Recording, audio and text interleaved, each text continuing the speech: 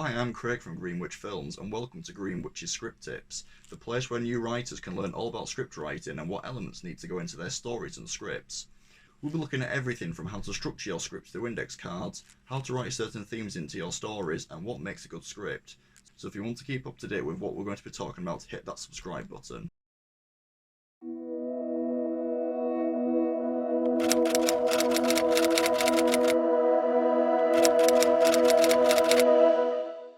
A lot of screenwriting or script advice out there can be confusing, contradictory, and complicated. They all talk about rules, and it's been said many times before, but I'll say it once more for good measure: there are no rules to screenwriting. However, there are many different processes to writing, and I'm going to outline one process that helps me gain a better understanding of not only screenwriting, but storytelling in general. We're going to break down all aspects of the traditional three-act structure so you can see what needs to be included in order to make sure your story has everything it needs before you can turn it into a script. And again, I'm not saying this is the only way to write a script, and I'm not saying writing is a paint-by-numbers process. This is just one process that I found helpful, and hopefully you will too.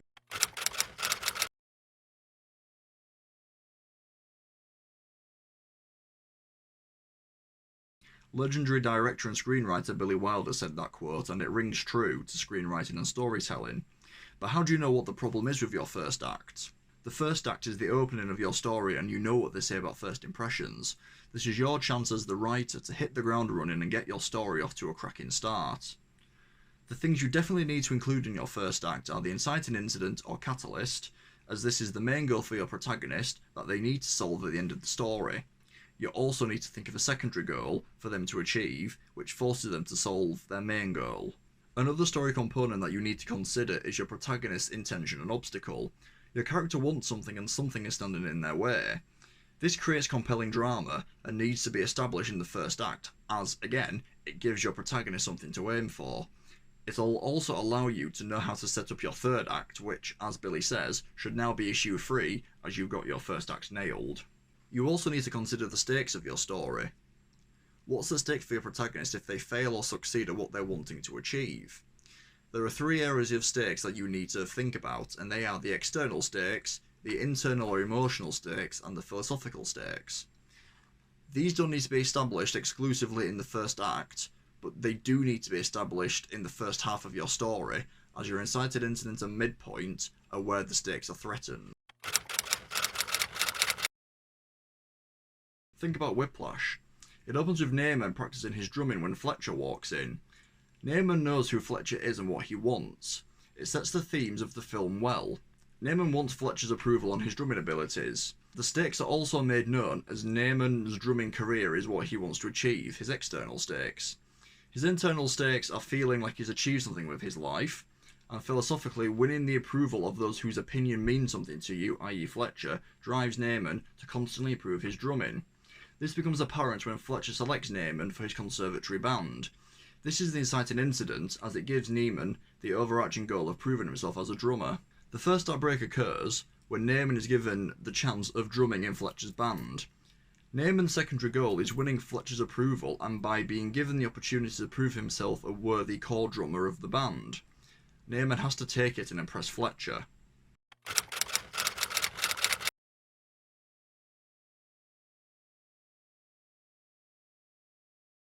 The second act is where your character's journey begins.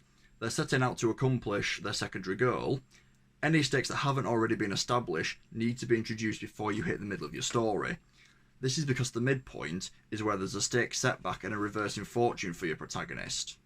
If things are going well for them, suddenly something makes things go worse. If things weren't so good, this is where there's a hint of hope, but it must threaten the stakes even worse than the inciting incident did originally.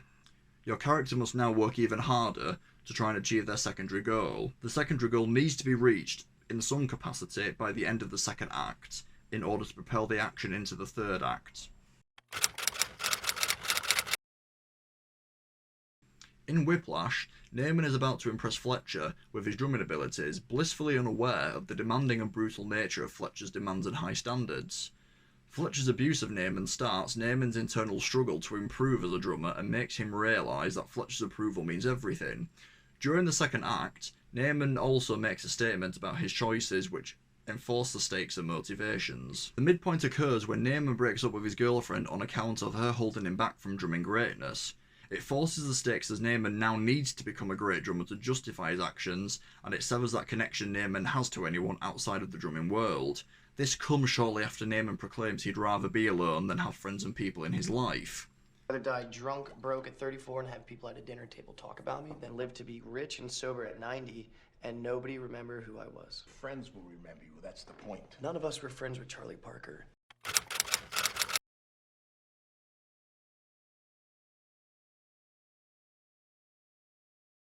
This is where things are starting to go wrong for your protagonist. They've reached their secondary goal either successfully or not, but this is forcing them to achieve their primary goal now. Before you watch any further, I'd just like to give a thank you to the writer of Little Miss Sunshine and Toy Story 3, Michael Arndt. He did a tutorial on how to write endings for scripts. It's something I always struggled with until I came across the video, and it's now something I always incorporate into my writing process thanks to his advice. During the third act, the stakes of the story that you established in the first half of the story are now being tested in order to make your protagonists achieve their goal in the hardest way possible. Whiplash's third act starts after Naaman gets offered a chance to drum in Fletcher's new JVC band. Despite attacking Fletcher on stage towards the end of the second act, Fletcher sees the potential in Naaman. Naaman has won the approval of Fletcher, and this now forces him to achieve his overarching goal of a successful drumming career. The Judas moment of betrayal comes when Fletcher sets Naaman up by announcing the music the band will be performing. Naaman was told he'd be drumming to Whiplash and Caravan, music he was familiar with, but Fletcher has other ideas. Naaman tries, and fails, to play along with the band. His commitment to perform despite not knowing the music is the kamikaze moment of commitment. He's committed to performing in an attempt to try and win Fletcher over. The moment of despair is when your protagonist has failed to achieve their goals and there is no positive outcome for them. This happens after being humiliated by Fletcher again. Naaman walks off stage. He's failed to prove himself a successful drummer, he's failed to win the approval of Fletcher, and he's failed to realise his potential. That is until the decisive act saves your protagonist from certain failure. This happens when Naaman heads back onto stage and freestyles a drum solo. Naaman ignores the angry questioning of Fletcher and continues to play, forcing the band to play around his solo. Once Fletcher sees what Naaman is doing, he conducts the band to play. Naaman goes on to perform an incredible drumming performance, one which Fletcher approves of. Naaman has proved himself a fantastic drummer, realised his potential, and won the approval of Fletcher. The stakes have been reversed from earlier, and Naaman's journey has now been a successful one.